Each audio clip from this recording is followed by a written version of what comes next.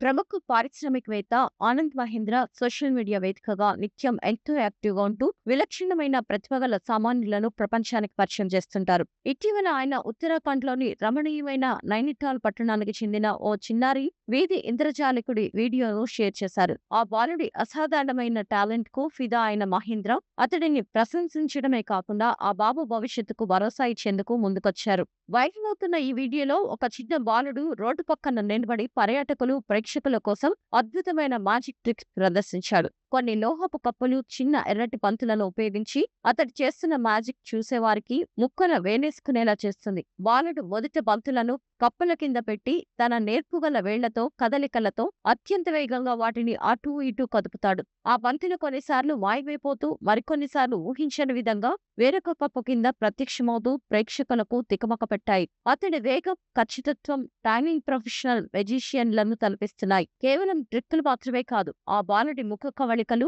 మాట్లాడే విధానం, ప్రేక్షకులను ఆకట్టుకునే ఆత్మవిశ్వాసం అతని వయసు కంటే ఎంతో పరిణితి చెందినట్లుగా ఉన్నాయి. ఈ వీడియో ఆనంద్ మహీంద్ర దృష్టికి వెళ్లినప్పుడు ఆయన ఆ బాలుడి ప్రతిభకు పూర్తిగా ముగ్ధుడయ్యాడు. ఈ చిన్నారి అద్భుతమైన ప్రతిభావంతుడు అని కొనియాడుతూ ఎక్స్ లో పోస్ట్ చేశాడు. ఆ బాలుడు ఇప్పటికీ నైనిటాల్ వీధుల్లోనే ఉన్నాడో లేదో తెలుసుకోవాలి. అతనికి సరైన అవకాశం కల్పిస్తే భవిష్యత్తులో ప్రపంచంలోని గొప్ప ఇంద్రజాలికులలో ఒకరిగా ఎందుకు ఎదగలేడు అని మహీంద్ర ప్రశ్నించారు. ఆ బాలుడి చదువుతో పాటు మ్యాజిక్ పట్ల అతనికున్న అభిరుచికి తానే స్వయంగా పూర్తి మద్దతు ఇస్తానని ప్రకటించారు. ఆ బాలుడి వివరాలు, అతని తల్లిదండ్రుల కాంటాక్ట్ నంబర్స్ తెలిస్తే తనకు తెలియజేయాలని నెటిజన్లను కోరారు. ఆనంద్ మహీంద్ర తీసుకున్న ఈ నిర్ణయం సోషల్ మీడియాలో సరికొత్త చర్చకు దారితీసింది. భారతదేశంలో ఇలాంటి అద్భుతమైన ప్రతిభకు కొదవలేదు. కానీ ఆర్థిక పరిమితుల వల్లే చాలా మంది వెనుకబడిపోతున్నారని నెటిజన్లు కామెంట్లు పెడుతున్నారు. ఆ చిన్నారిని వెతికి పట్టుకునేందుకు ప్రస్తుతం సోషల్ మీడియా ఆర్మీ రంగంలోకి దిగింది.